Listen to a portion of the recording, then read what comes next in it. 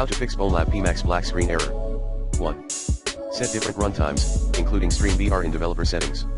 Like this. 2. Try using Vive instead. 3.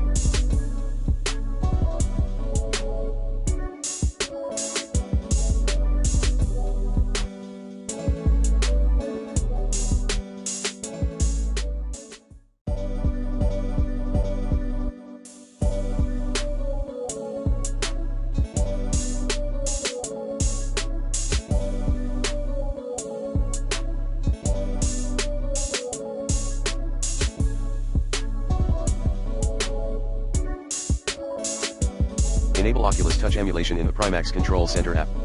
Refer to the IMG below. 4. Update your Pimax VR to its latest build.